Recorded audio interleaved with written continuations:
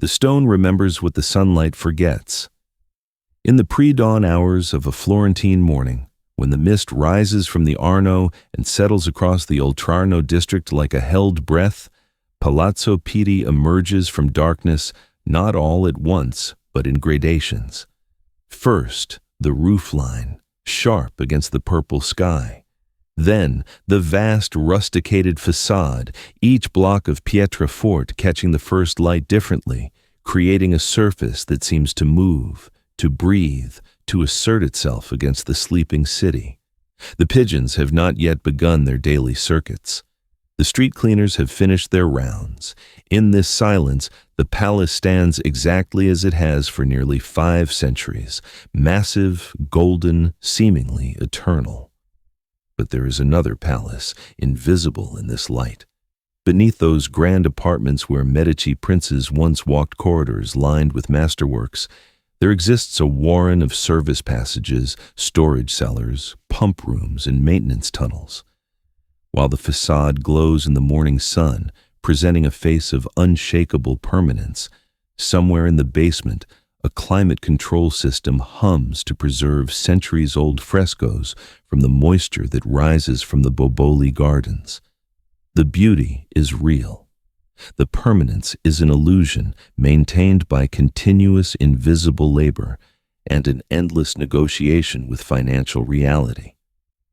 This is the story of who paid for this dream and what it costs to keep it alive.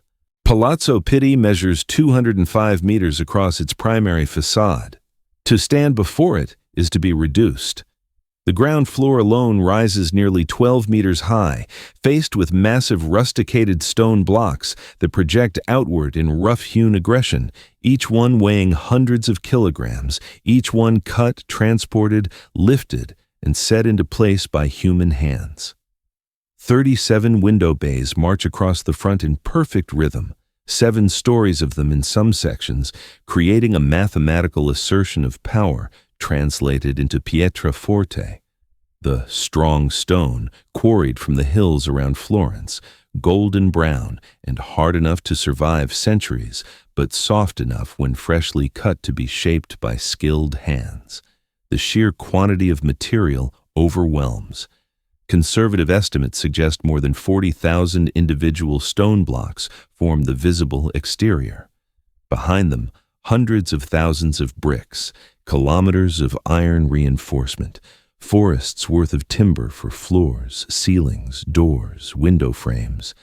The palace extends back from its famous facade through courtyards and wings, annexes and additions, until it merges with the Boboli Gardens, 45,000 square meters of cultivated hillside that required its own engineering miracles of terracing, waterworks, and paths that climb and wind through what was once raw Tuscan stone and scrub.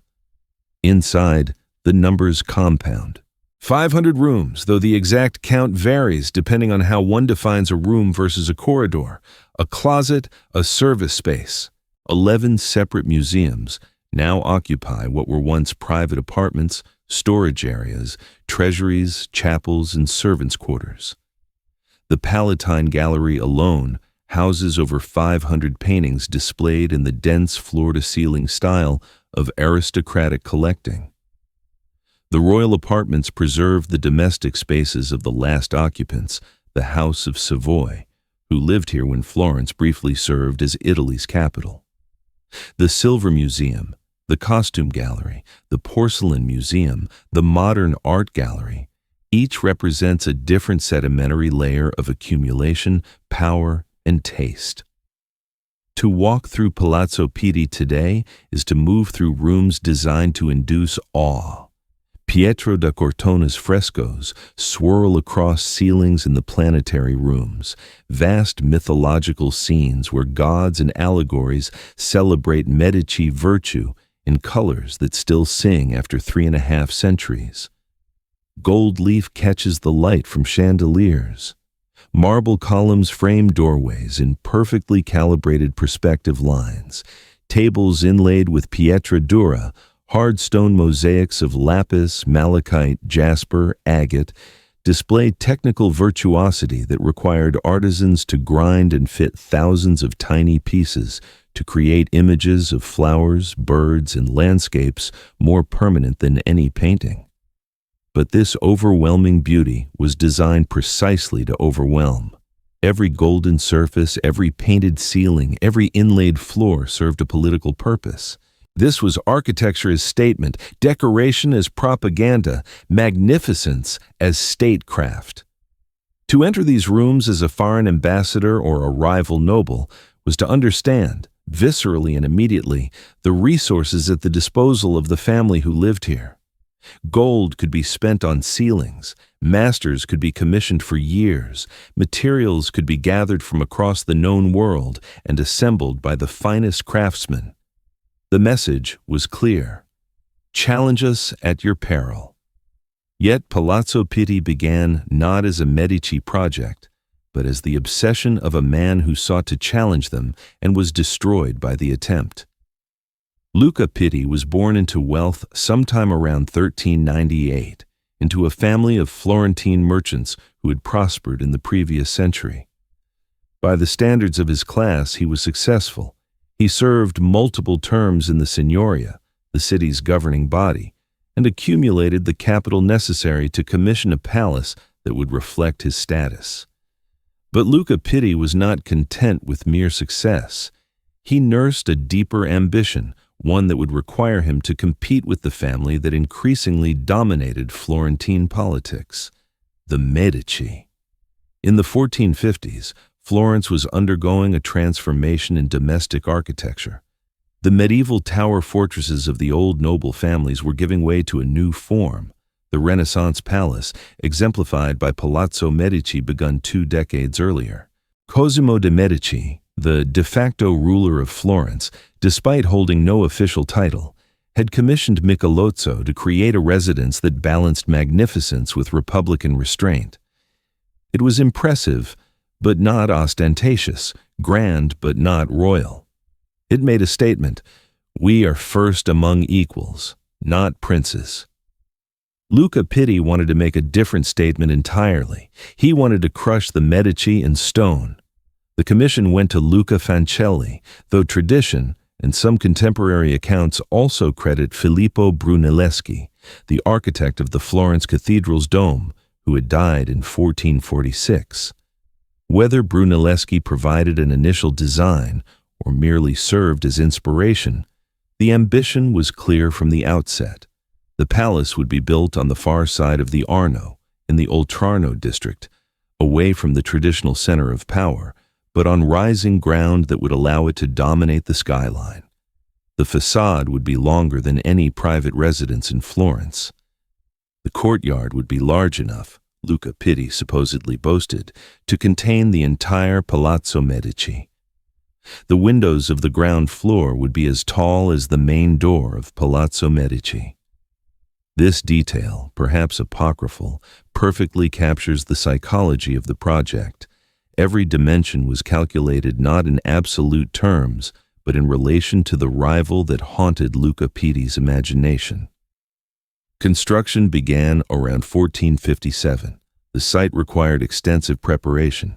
The ground sloped upward from the river, which provided opportunity for dramatic elevation, but also engineering challenges.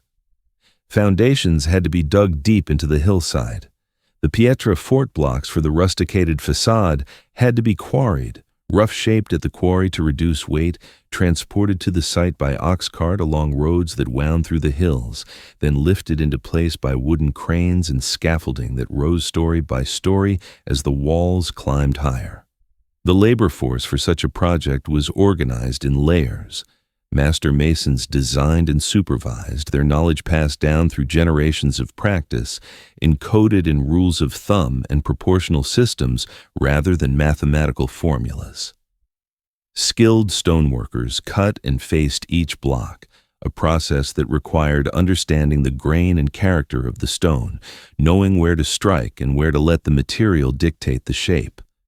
Laborers mixed mortar, hauled materials, operated pulleys and cranes, climbed scaffolding with blocks of stone strapped to their backs or hoisted by rope. The work was dangerous. Falls killed and maimed, quarry accidents crushed bodies. The dust from cutting stone settled in lungs and stayed there, grinding down the years of the men who breathed it. We do not know their names. The archives preserve contracts with master builders, payments for materials, disputes over quality and timing. But the hundreds of men who spent their days lifting stone, mixing mortar, sanding surfaces until their hands bled through their calluses, they are invisible. Their labor is preserved in the walls. Their names are not. By 1460, the central core of the facade had begun to take shape, 7 window bays wide, massive and defiant. But Luca Pitti had miscalculated in ways both financial and political. Building on this scale required not just initial capital, but sustained cash flow. Materials had to be paid for. Workers needed wages. A palace is not built in a year or 5 years. Projects of this magnitude stretched across decades, consuming resources continuously. Luca Pitti's fortune, substantial as it was, could not sustain the pace his ambition demanded. Politically, he made an even graver error. In the complex dance of Florentine factional politics, he allied himself against the Medici at precisely the wrong moment.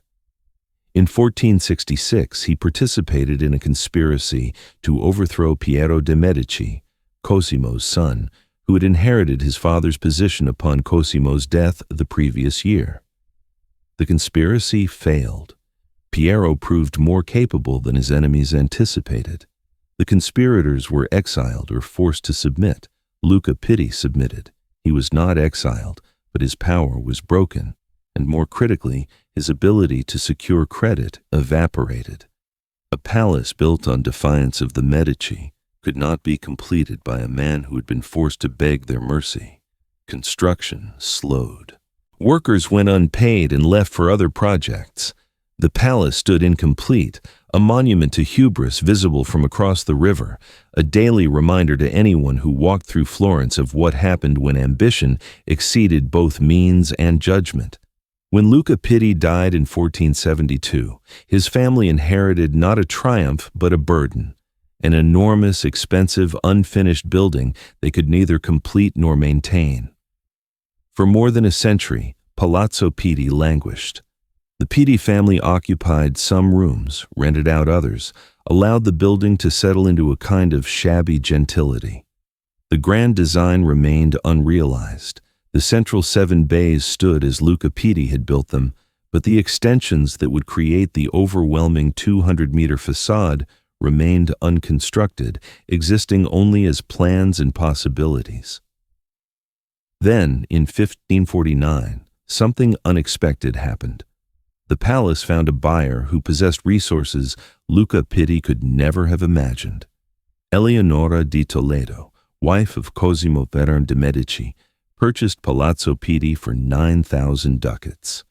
The price was modest, all things considered. 9,000 ducats was a significant sum, roughly equivalent to the annual income of a successful merchant family, but nowhere near what such a property might have commanded in better condition. The palace was valuable primarily for its potential. Eleonora di Toledo saw that potential with clarity. She wanted space, she wanted gardens, she wanted distance from the dense political atmosphere of the old Medici palace near San Lorenzo. She wanted perhaps a place that felt like hers in a way that no Medici property could. Eleonora was a Spanish princess, daughter of Pedro Alvarez de Toledo, the Viceroy of Naples, and one of the most powerful men in Emperor Charles I's vast domain. Her marriage to Cosimo I in 1539 had been a political triumph, linking the rising Florentine duke to the Spanish Habsburg power structure that dominated Italy. She brought an enormous dowry. The contemporary estimates vary, but the sums mentioned are staggering. More than 50,000 ducats in cash, plus jewels, clothes, and rights to revenues.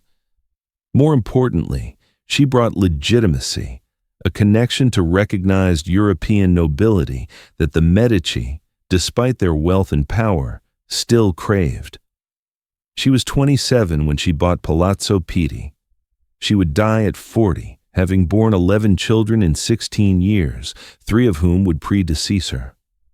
The portraits show a woman of serious dignity, dressed in elaborate brocades and pearls, pale-skinned despite the Tuscan sun, her face composed in the formal reserve required of her position.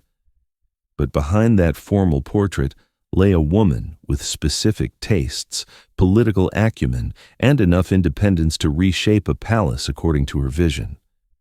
She hired Bartolomeo Ammanati to complete and expand the building. Ammanati was among the most sought-after architects in Italy, a student of both Michelangelo and Jacopo Sansovino, equally skilled in architecture and sculpture. His commission was to finish what Luca Pitti had started and then to go far beyond it. He extended the facade outward from the original 7 bays, first to 23, eventually to the full 37 that face the piazza today. He redesigned the courtyard, transforming it from a simple rectangular space into an architectural marvel of rusticated arches and columns that created a powerful transition from exterior to interior. More ambitiously, Ammanati began the integration of the palace with the hillside behind it. Eleonora had purchased not just the building, but the land rising up the slope of Boboli Hill. This rough, rocky terrain would be transformed into the Boboli Gardens, a project that would continue for decades, ultimately involving some of the greatest artists and engineers of the age. The immediate challenge was practical: how to connect the palace to the hillside, how to create usable spaces from steep terrain, how to bring water to gardens that sat higher than the Arno and higher than the city's aqueducts. The solution involved a combination of engineering and artistry. Terraces were carved into the hillside, retained by massive walls that were themselves architectural features. A courtyard was excavated from the hill, creating the amphitheater that would become the setting for early operas and courtly spectacles. Paths were plotted that appeared to meander naturally, but were carefully calculated to provide gradual ascent and strategic views. Fountains required an entire system of cisterns, pumps, and pipes to lift water from sources below, store it in reservoirs cut into the hill, and distribute it to play in sunlight while aristocrats strolled. The labor required for the Boboli Gardens rivaled that of the palace itself. Thousands of cubic meters of earth and stone had to be moved. Teams of workers dug into the hillside, hauled rubble, built retaining walls, spread soil, planted trees that were already decades old when they were transplanted from nurseries across Tuscany. The cypress trees that now define the garden's silhouette were mere saplings then, planted in patterns that would only achieve their intended effect after the planters were long dead. Water presented continuous challenges. The gardens sit at varying elevations, some sections nearly 50 meters higher than the palace's main floor. Bringing water to these heights without the benefit of modern pumps required ingenuity. Springs were identified on the hillside and channeled into collection systems. Cisterns were constructed to store water. Pipes, terracotta in most cases, lead for the finest fountains, were laid in trenches that had to be dug through solid rock in places. The system was gravity-fed where possible, but some fountains required manual pumping, a task assigned to laborers who spent hours each day operating mechanical pumps to fill reservoirs so that water would be available when required. By the time Eleonora di Toledo died in 1562, the transformation was well underway but far from complete. She never saw the gardens in their finished form. She never walked through the Grotto Grande that Buontalenti would create, where artificial stalactites drip eternally above sculptures that seem to be emerging from or dissolving into the living rock. She never saw the completed facade extending across its full length, never witnessed the palace become the dominant architectural presence in Florence's southern skyline. But she had set the trajectory. Palazzo Pitti was no longer Luca Pitti's monument to failed ambition. It was the Medici Palace, the residence of the Grand Dukes of Tuscany, a symbol of power that would grow and elaborate for 2 more centuries. Her husband, Cosimo, moved in after her death, though he also maintained other residences, including Palazzo Vecchio in the heart of the city.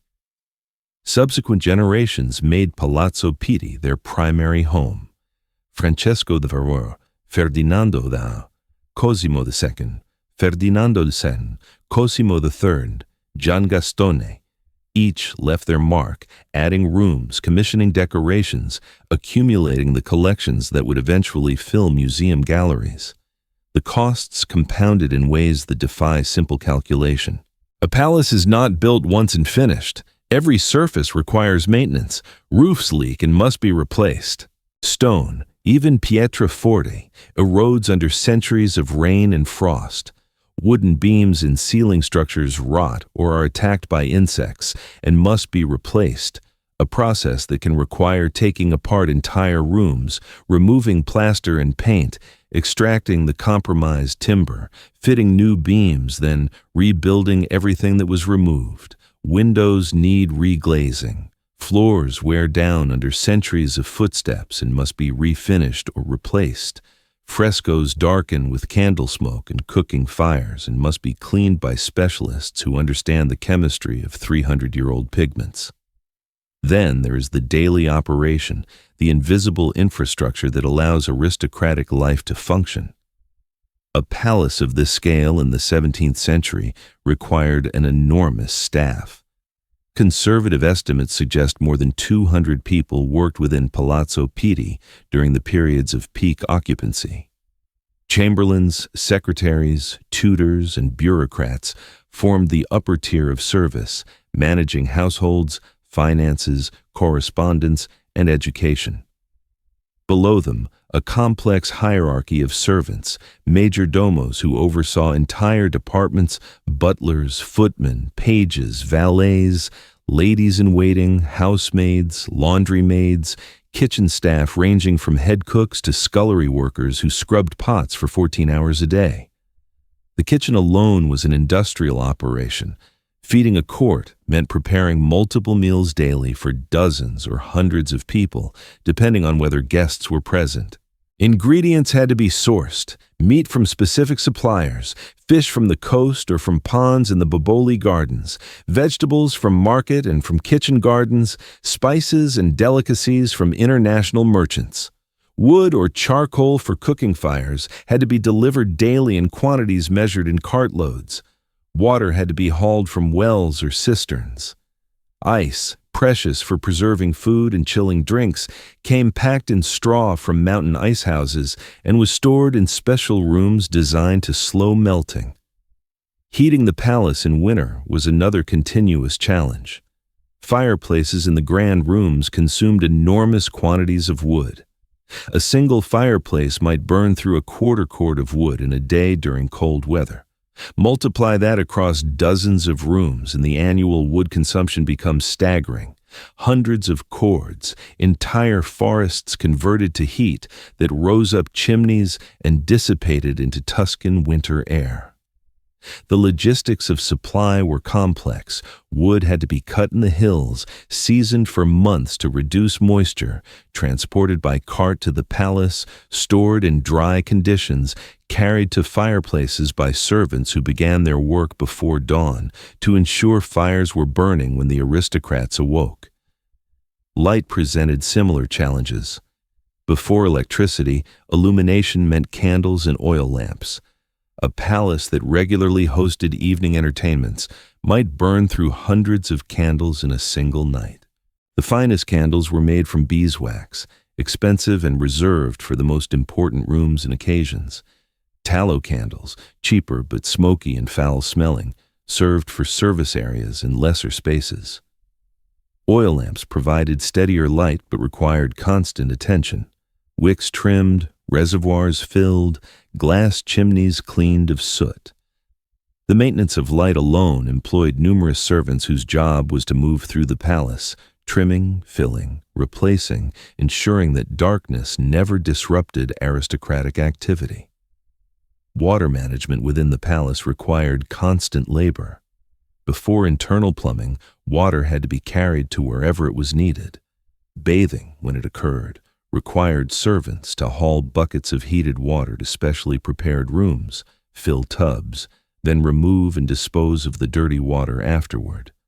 Chamber pots had to be emptied, often multiple times daily. Cleaning required water, which meant more carrying, more disposal. Laundry, an enormous undertaking, required vast quantities of water heated in huge kettles, plus lye soap, plus scrubbing, rinsing, wringing, hanging, drying, ironing with heavy flat irons heated in fires. A household of this size could easily generate hundreds of pounds of laundry per week. The Boboli Gardens added another layer of labor. Maintaining 45,000 square meters of cultivated landscape meant constant attention. Paths needed sweeping, fountains required cleaning and repair, trees and shrubs needed pruning. Flower beds had to be planted seasonally and weeded continuously. Grass, in the sections where lawn was desired, had to be cut with scythes, a process that required teams of workers moving in synchronized lines, their blades flashing in rhythm. Statuary needed cleaning. The grottos, with their elaborate shell mosaics and hydraulic tricks, required specialized maintenance to keep the water features functioning and the decorative elements from deteriorating. All of this labor, all of this maintenance, all of these daily operations required money. The Medici were wealthy beyond the imagination of most people, but wealth is not infinite, and a palace of this scale could consume resources at an alarming rate. The Grand Duchy of Tuscany provided income through taxes, customs duties, monopolies on salt and other essential goods, revenues from land and agricultural production. But competing demands were constant: military expenses, diplomatic missions, patronage of churches and public works, weddings and funerals that required spectacular display, gifts to allies and bribes to enemies, dowries for daughters, provisions for younger sons. The outflows never ceased. Account books from the Medici period reveal a continuous tension between income and expense, between the resources available and the resources required to maintain the appearance of unlimited wealth. Periods of retrenchment alternated with periods of expenditure. Staffing levels would be cut, then expanded. Building projects would be suspended, then resumed. The palace accumulated magnificent objects, partly through genuine connoisseurship, but also because objects represented concentrated wealth that could, if necessary, be sold or pawned. The collections themselves became a kind of financial instrument. The Medici were prodigious collectors: paintings, sculptures, gems, coins, scientific instruments, exotic objects from around the world. The Uffizi Gallery, built by Cosimo I and connected to Palazzo Pitti by the Vasari corridor, began as a repository for the accumulated treasures of generations. But these treasures were not simply decorative. They were assets. A painting could be sold. Jewelry could be broken down for its materials. The pietra dura tables, so laboriously created, could be pawned to creditors in times of financial pressure. This reality became increasingly pressing as the Medici line aged and weakened. The later Grand Dukes were not the dynamic figures their ancestors had been. Cosimo III, who ruled from 1670 to 1723, was by most accounts a pious, melancholic man, obsessed with religious observance and increasingly disconnected from the practical realities of governance. His son Giangaston, the last Medici Grand Duke, ruled from 1723 to 1737, and spent his final years rarely leaving his bedroom in Palazzo Pitti, his administration conducted by advisors while he retreated into private dissolution. When Giangaston died without heirs, the Medici dynasty ended. Palazzo Pitti passed to the House of Lorraine, who had been designated successors through a complex series of European treaties. The palace changed hands, but its fundamental nature remained. It was the residence of Tuscany's rulers, and it had to project power and permanence regardless of who occupied the throne. The Lorraine period brought different sensibilities. The Lorraine Grand Dukes were connected to the Habsburg Empire and brought with them Austrian tastes and administrative approaches. They continued to modify and redecorate the palace, though generally with less extravagance than the late Medici. Pietro Leopoldo, who ruled as Grand Duke from 1765 to 1790 before becoming Holy Roman Emperor, was influenced by Enlightenment ideas of rational governance. He reduced court expenses, reformed the administration, and made some parts of the palace and gardens accessible to the public for the first time. This was a small but significant shift. For 2 centuries, Palazzo Pitti had been a private residence, its magnificence visible from the outside, but accessible only to those with business or connections at court. Opening even limited sections to public viewing began to transform the palace's function. It was no longer purely a residence and seat of power. It was becoming a repository of culture, a collection to be preserved and shared. The transformation accelerated with the political upheavals of the 19th century. Napoleon's conquest of Italy in the early 1800s brought French occupation and a brief period when Palazzo Pitti served as the residence of Elisa Bonaparte Bacciochi, Napoleon's sister, who ruled Tuscany as Grand Duchess. After Napoleon's fall, the Lorraine returned, but the old certainties of aristocratic rule were crumbling. Nationalist movements gathered strength. The idea of Italy as a unified nation rather than a collection of separate states gained increasing support. In 1860, Tuscany voted to join the Kingdom of Sardinia, the nucleus of what would become the Kingdom of Italy. In 1865, Florence became the capital of the newly unified Italian state, a position it would hold until 1871 when Rome was finally captured and made the permanent capital. During those 6 years, Palazzo Pitti served as a royal palace again, residence of King Vittorio Emanuele II and the House of Savoy. The Savoy modernized the palace in ways that reflected changing technologies and expectations. Gas lighting was installed, replacing candles and oil lamps. Bathrooms with running water were added, a luxury that previous residents had never known. Central heating systems were installed in at least some areas, reducing the dependence on fireplaces.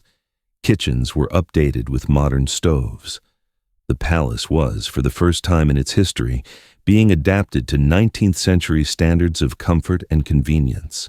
But the modernizations also revealed the fundamental challenge of maintaining such a structure. Every improvement required money. Installing gas lines meant ripping into walls and floors that were themselves historic artifacts.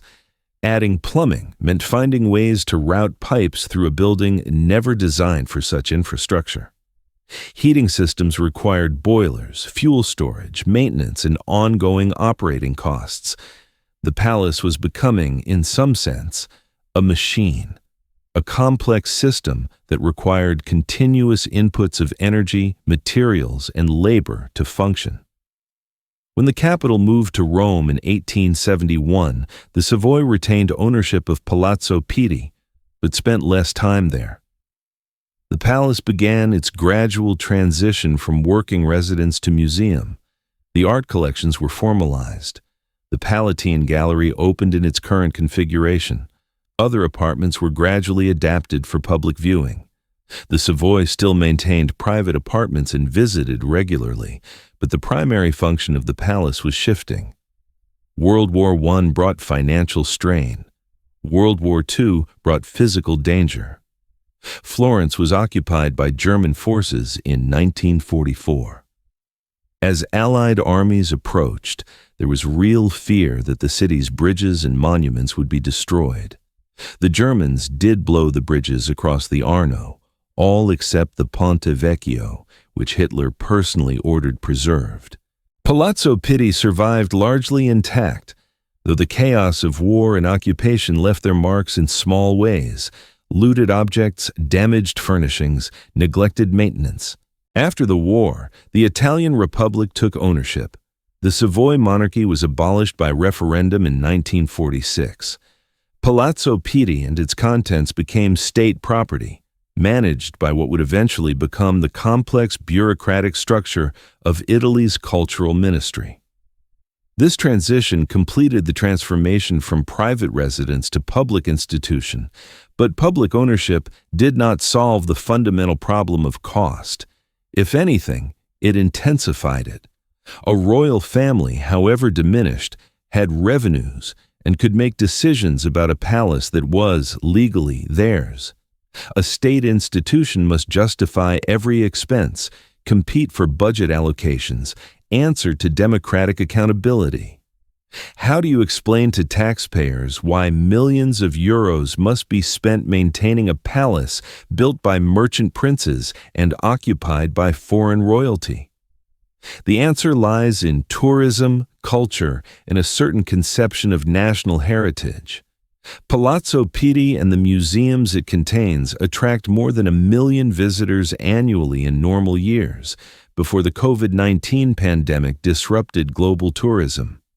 Those visitors pay entrance fees that provide revenue. They also spend money in Florence on hotels, restaurants, transportation, creating economic activity that far exceeds the direct ticket sales. The palace generates value not through what it produces, but through what it represents. Continuity with the past, mastery of artistic and architectural tradition, a tangible connection to the figures who shaped Western culture. But maintaining that value requires enormous ongoing effort. A staff of more than 200 people currently work at Palazzo Pitti, a number roughly equivalent to the servants who maintained it in the 17th century. The roles have changed. Now there are conservators, security guards, ticket sellers, cleaning crews, administrative staff, educators, technicians who maintain climate control systems and security equipment. But the ratio of workers to space has remained remarkably constant. The conservation challenges are immense and unending. The frescoes by Pietro da Cortona in the planetary rooms were restored in a multi-year project completed in 2018. The work required specialized scaffolding that allowed conservators to reach every section of the ceiling without causing vibration or stress to the underlying structure. Chemical analysis determined the original pigments and binding media. Centuries of grime, candle smoke, cooking fires, simple dust were removed using methods that sound almost absurdly delicate. Distilled water applied with cotton swabs, gentle solvents tested on microscopic areas before being used more broadly, hours of patient cleaning to remove dirt without damaging paint that had been on the ceiling for 370 years. Each restored section revealed colors that no living person had seen. The blues of Pietro da Cortona's skies, which had appeared dull gray-green under centuries of grime, emerged vibrant.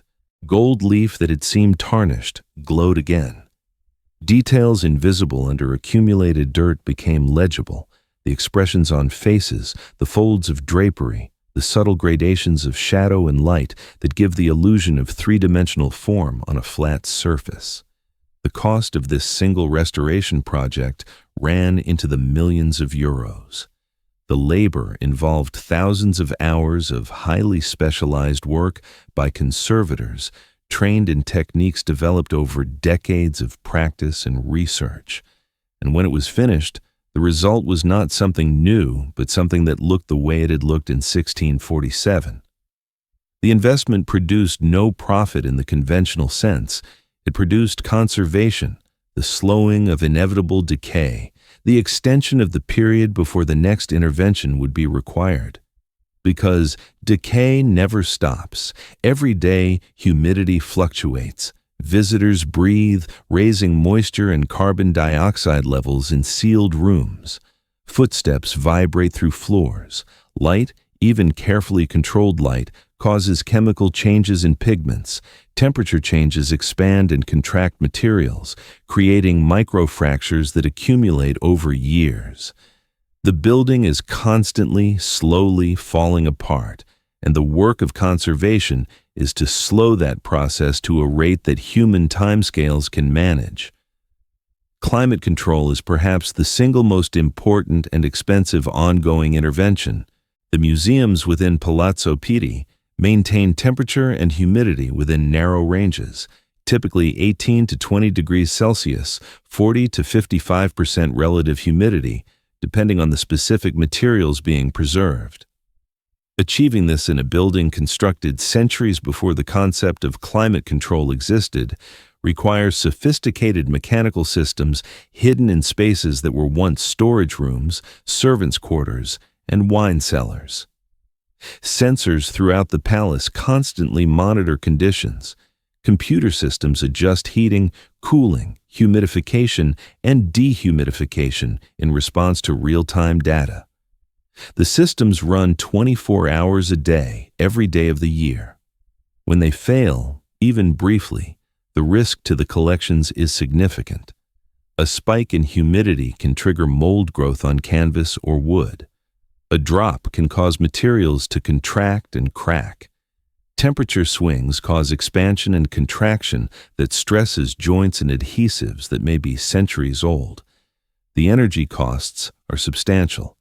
Heating and cooling a palace of this size, maintaining stable conditions in hundreds of rooms, requires massive amounts of electricity and natural gas.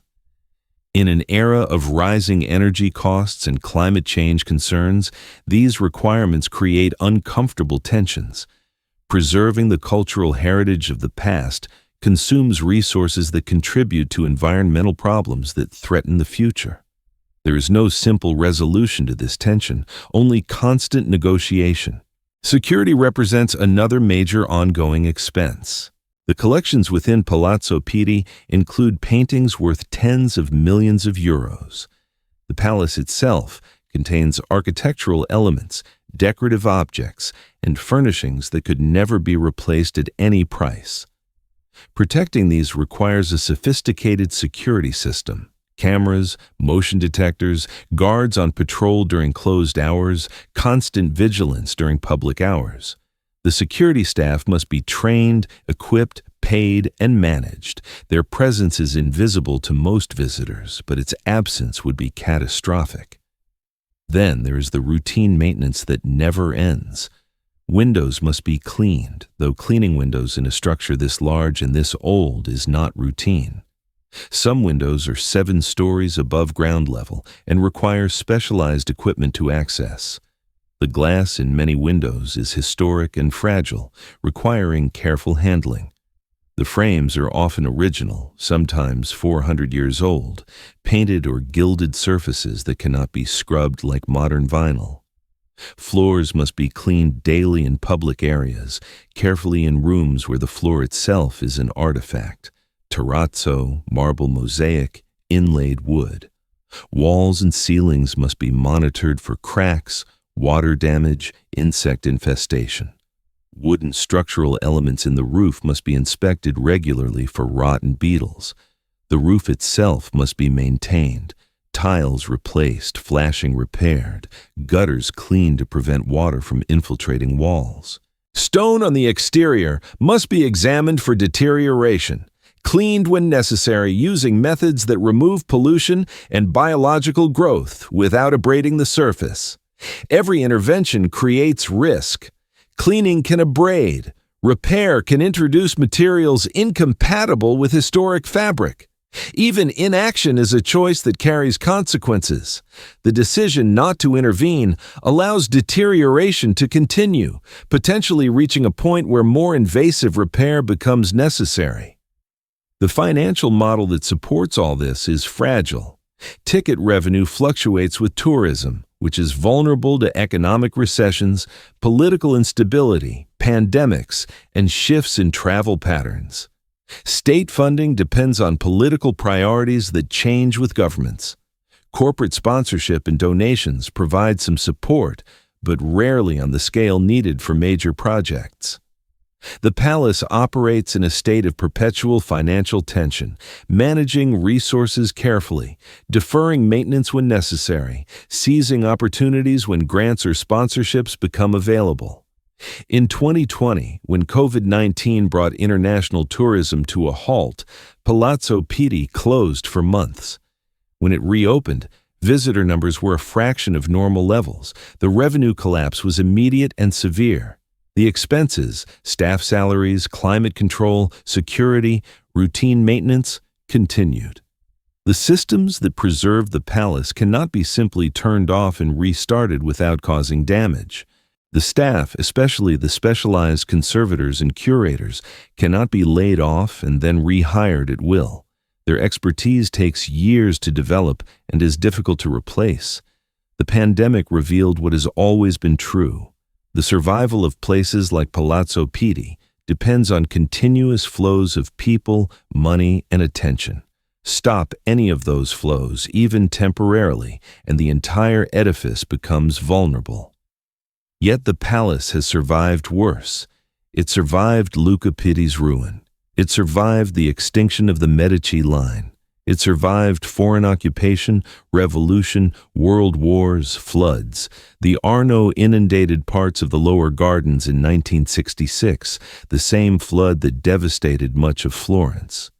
Each crisis forced adaptation. Each survival required compromise.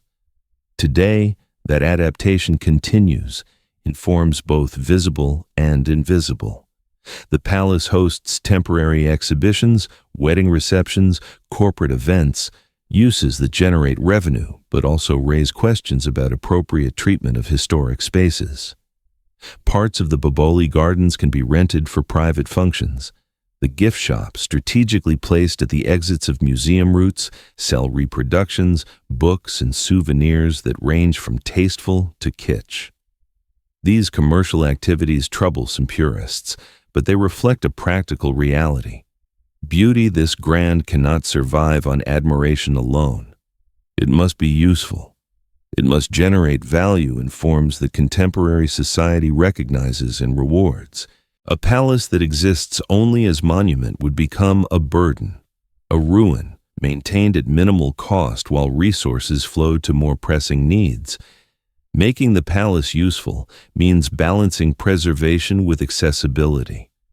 How do you allow millions of people to walk through rooms with 300-year-old floors without wearing those floors to dust?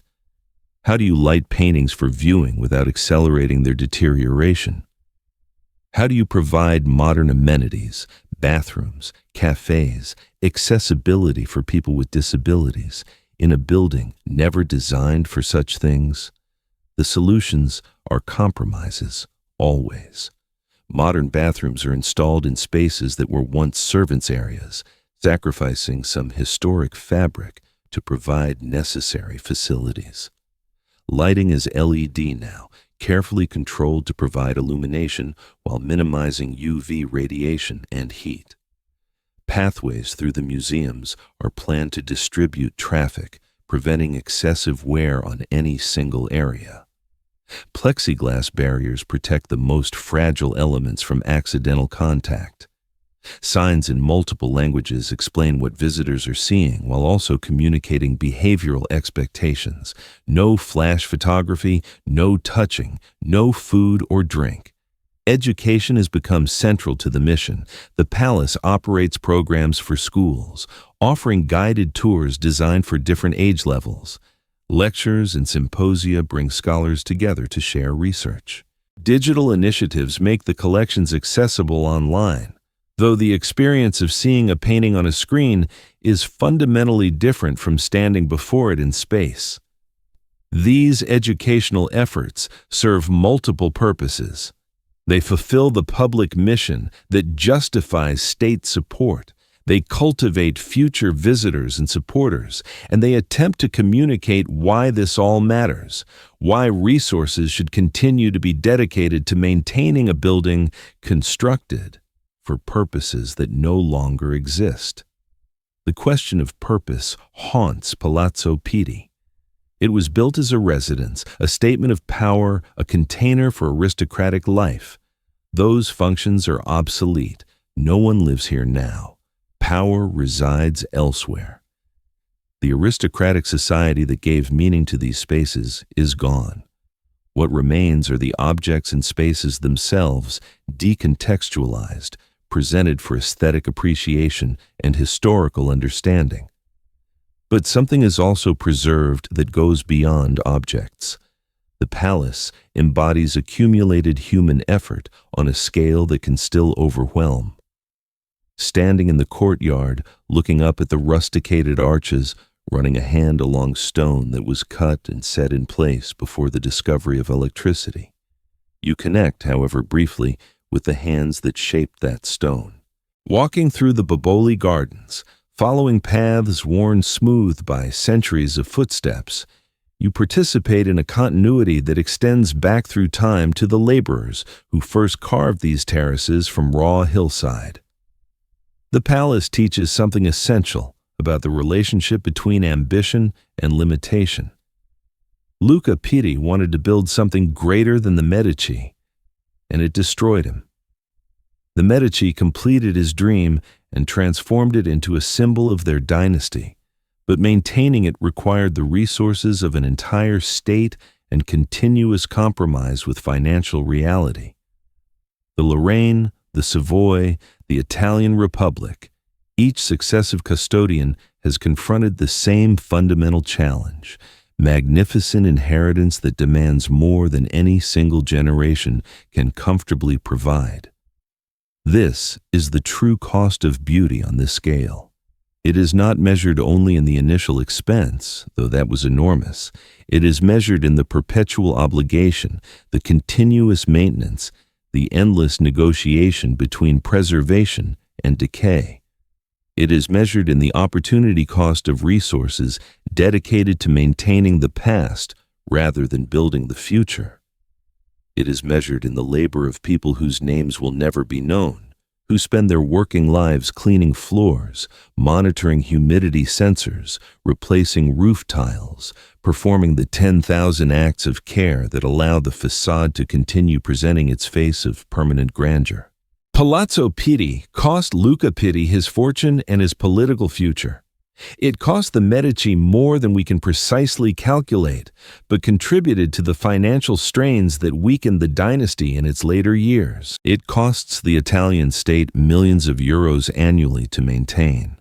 It costs the daily effort of hundreds of people whose work is mostly invisible to the million visitors who walk through the galleries each year. But what does it cost to let it go? What would be lost if the decision were made that the expense is too great, the building too much of a burden?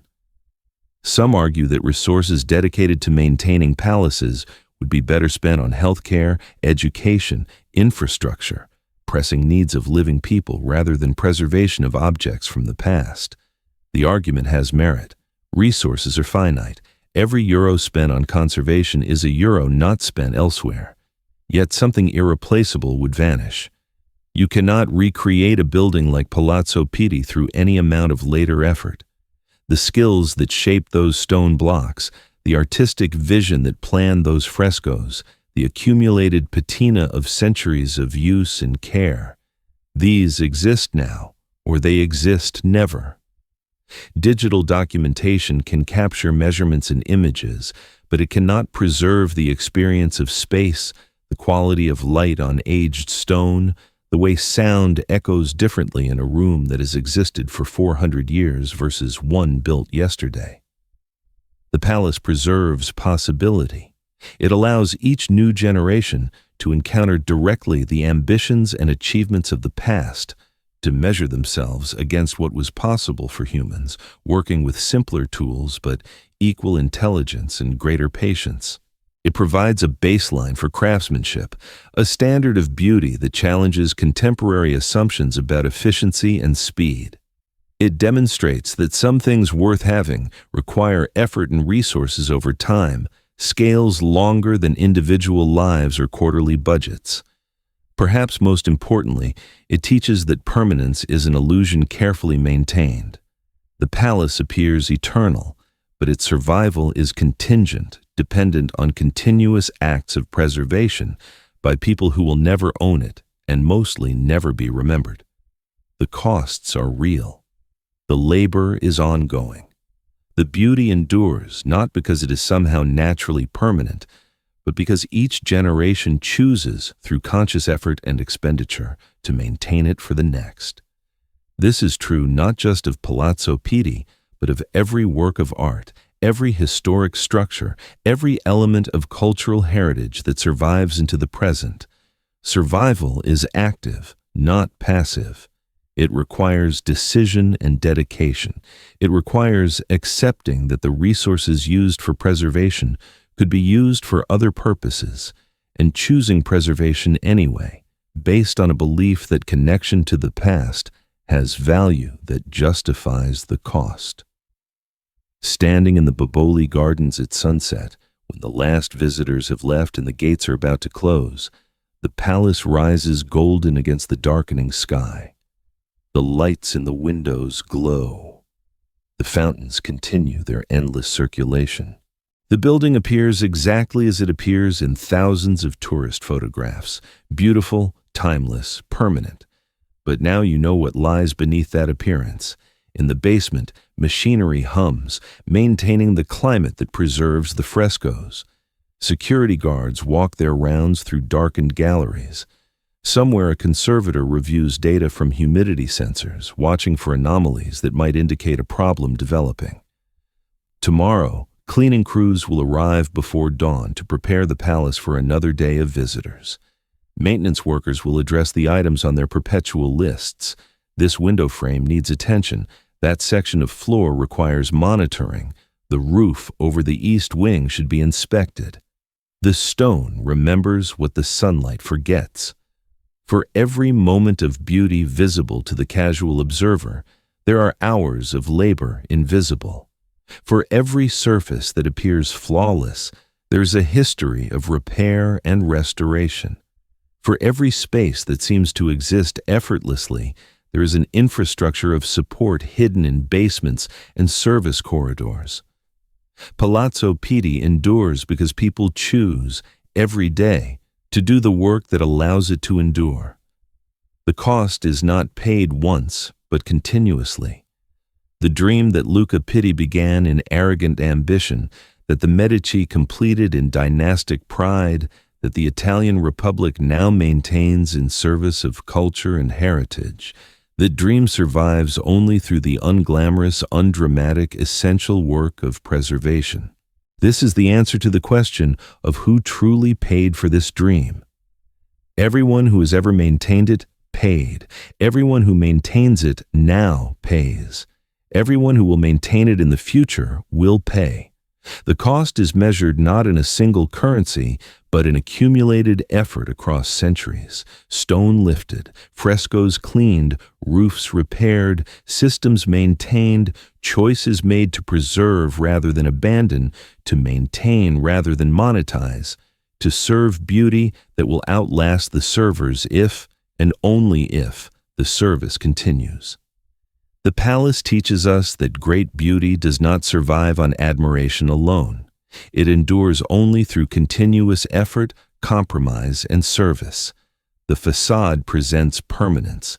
The reality is fragility maintained by determination.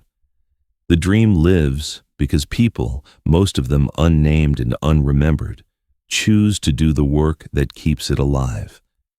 As darkness settles fully over Florence, the last lights in Palazzo Pitti switch off. The palace settles into night.